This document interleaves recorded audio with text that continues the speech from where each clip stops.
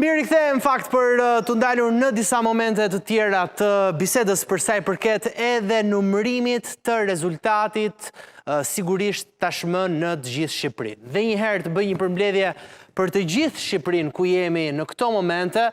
përveç se Tiranës. Megjithëse Tirana sigurisht është zona e nxehtë, është qarku i cili ka edhe numrin më të madh të mandateve, po jemi në këto momente, kemi një shtim të qendrave të votimit të cilat janë të numëruara, 5131 qendra votimi nga 5225 të numëruara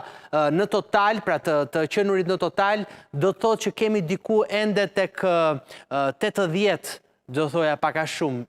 qendra votimi, të cilat do duhet që t'japin edhe rezultatin. 80 e sa. Kështu që mandatet në total janë 82, nuk kemi ndrim të tyre. Pra kemi 82 mandate, kemi Partinë Demokratike me 52, kemi Partinë Socialiste me 82, Partinë Social-Demokrate me 3 mandate, Lëvizjen Bashk me një, nismën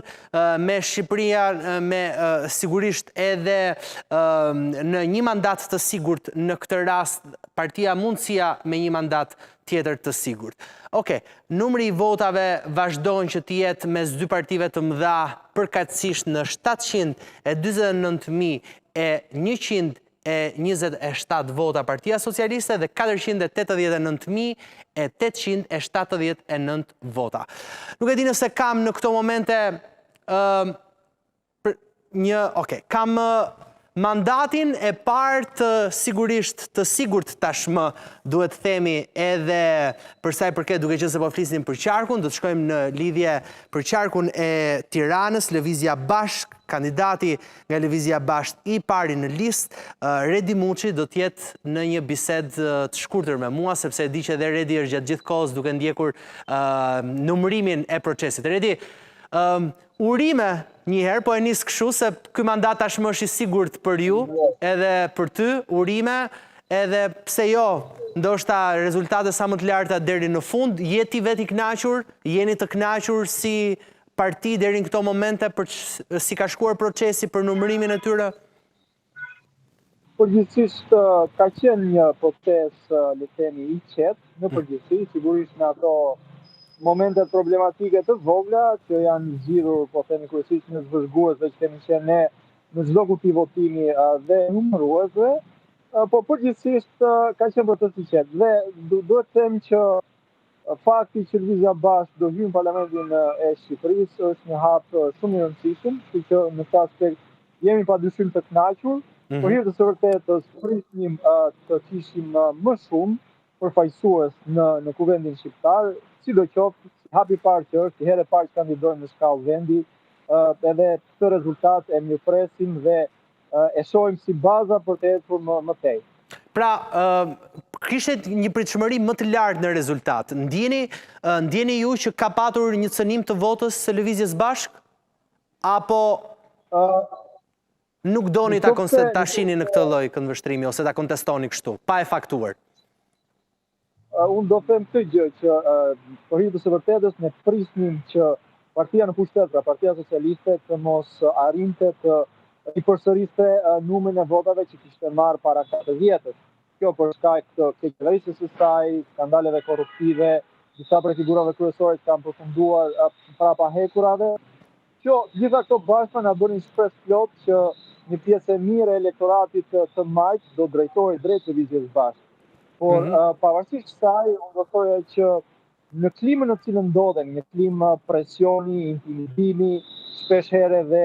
manipulimi të vullnetit të lirë të qytetarëve nëpërmjet blerjes së votave, pra duke marrë në konsiderat të gjithë këta faktorë, do thoja se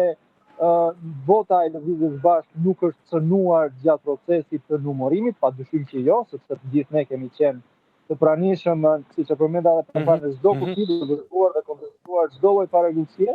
por sidoqoftë është në kontekstin kur nuk mund të them se vullneti i lirë i qytetarëve të Shqipërisë është shprehur në këtë zgjedhje, sigurisht për shkak të klimës që përmenda pak më parë. E kuptoj.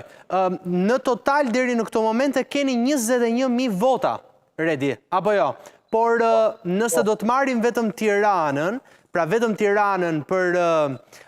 Lëvizjen Bashk është 11.661. Do të thotë, 10.000 vota të tjera i keni të shpërndara në gjithë Shqipërinë, po nuk konvertohet kjo në një mandat. Për fat keq jo, sepse i tillë është sistemi zgjedhor të cilin e kemi, pra rajonal proporcional dhe është një sistem i cili padyshim që pengon hyrjen e partive më të vogla në parlament, pra në përfaqësimin e tyre në Kuvendin e Shqipërisë, çka bën që ato vota të cilat nuk nxjerrin një mandat të rishpërndaren pastaj te partitë më të mëdha dhe sigurisht që për partitë më të vogla është një sistem i padrejtë. Kjo ka vite, dekada të tëra madje që përsëritet dhe i tillë është fakti. Sidoqoftë me një fjalë, ne jemi mirënjohës çdo qytetari anëkën Shqipërisë që e shpërbumet me vetë nëpërmjet votës për lëvizjen bashkë dhe i sigurojmë të gjithë që ka qenë një votë, le të themi, e cila ndoshta ndër të vetmet, të cilat nuk mbrapa saj nuk qëndron as blerja, as intimidimi, as reklama miliona euroshe, ka qenë vetëm një votë mirëbesimi për ata njerëz që na njohin me të vërtetë se kush jemi. Kështu që në këtë kontekst puna që na pret përpara është që të shtrihemi siç kemi shtrirë në Tiranë, ku kemi besoj një bazë të konsoliduar votuesi. Të njëjtën gjë të bëjmë edhe në gjithë qarqet e tjera të vendit në dyvjeçarin e ardhshëm, në mënyrë që të shpërndajmë të frymën e besimit që kemi krijuar te votuesit e Tiranës anëkën Shqipërisë. Redi, do u sigurosh votuesve të tu dhe jo vetëm votuesve të Lëvizjes Bashk se këtë mandat ti do ta mbash të plot si përfaqësi në parlament, apo shumë herët për këtë premtim? Se ti ke thënë që nuk do japësh dorëheqjen për të futur Arlind Qorrin në parlament.